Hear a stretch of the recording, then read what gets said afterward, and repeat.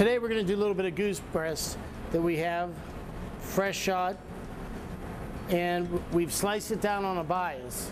We're going to take a meat tenderizer,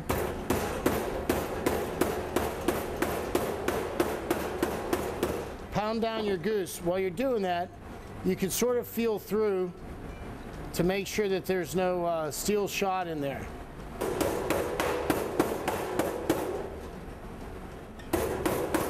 Now we're going to take our cut, pounded slices of goose breast, put them in a little bit of buttermilk, let them soak for a minute.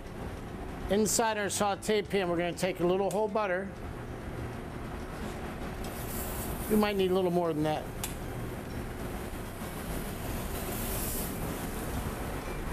Add your shallots. Now remember, shallots a mild onion. Has a sweet flavor. So we're going to let those saute. We're going to take our goose breast that's been in the buttermilk, a little bit of chef seasoning and flour. Place that in there. What we're going to do this time, after we do it once, we're going to dip it back into the buttermilk and then back into the seasoned flour.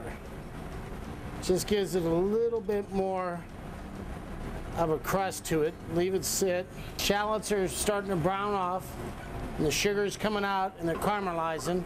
We're going to add in our tenderized goose breast. Then add your portobello mushrooms.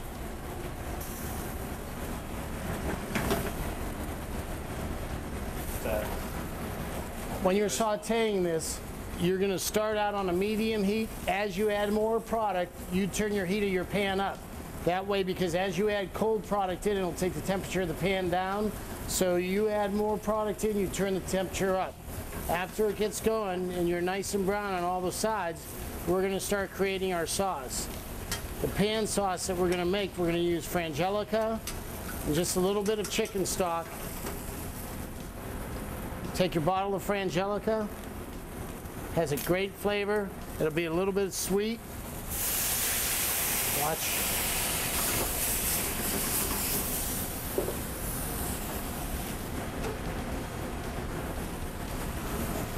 Let it burn off till all the alcohol is gone. A little bit of chicken stock. We're going to add another touch of Jeffrey seasoning crystals.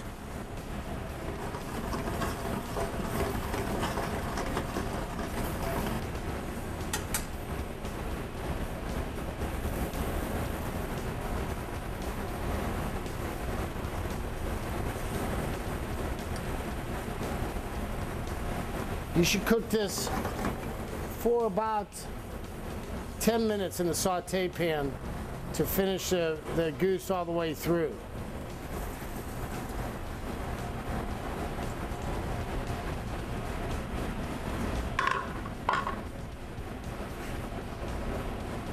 And there we have sauteed fresh goose breast, portobello mushrooms, caramelized shallots, and a light frangelica sauce.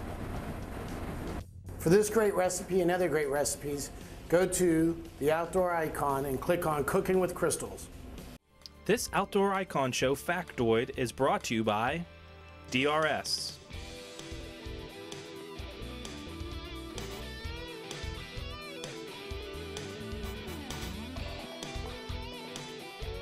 Stay tuned, the Outdoor Icon will be right back.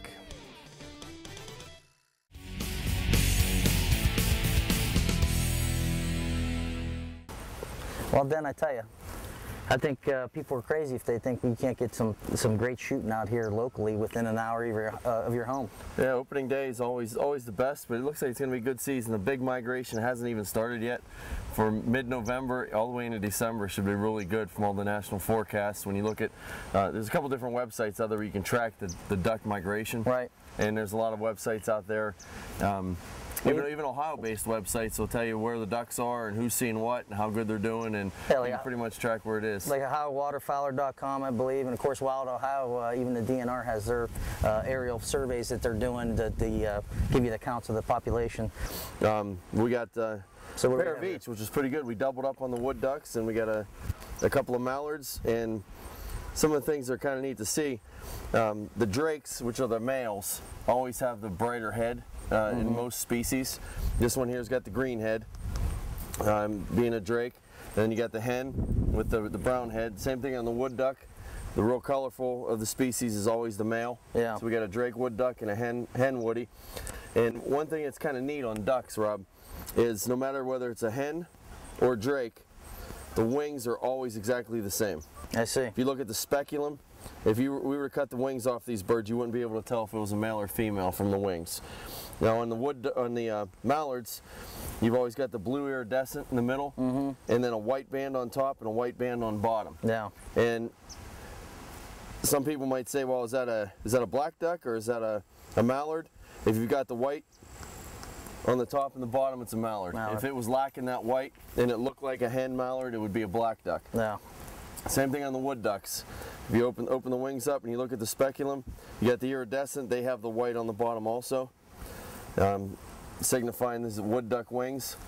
And again, the male and the female both have the same wings in ducks. So you can tell what kind of duck it is by the wing. And pretty much with the drakes, with the males, you can tell by the coloration in the heads.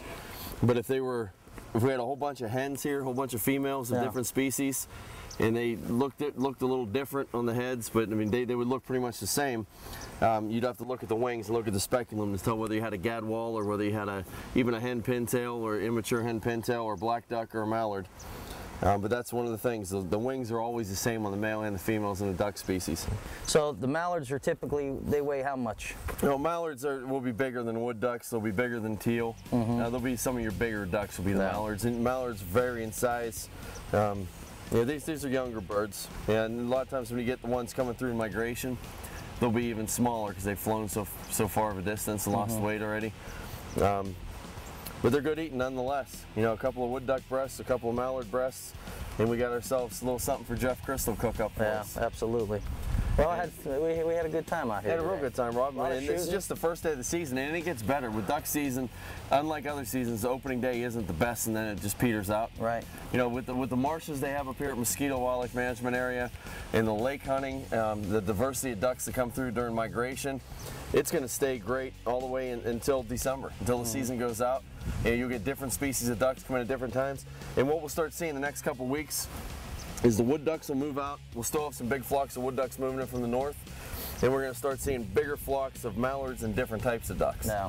And then once the woodies are gone, you get the ducks coming up out of Canada and coming out of the Plain States. And they said they're the highest number they've been in 20 years. So I'm looking forward to their arrival later in the year. It's about time, yeah. It's about time we get it. We're going to have a lot of fun duck shooting here this fall. So Mosquito Wildlife Management Area. Look at the link here at the end of the website for the DNR, and come on up here for the drawings. You know, bring a kid up morning and afternoon. If you work midnight shift, go home and sleep. Come on up here for the 11 o'clock drawing. You can start hunting in one. Yeah, you can't beat it.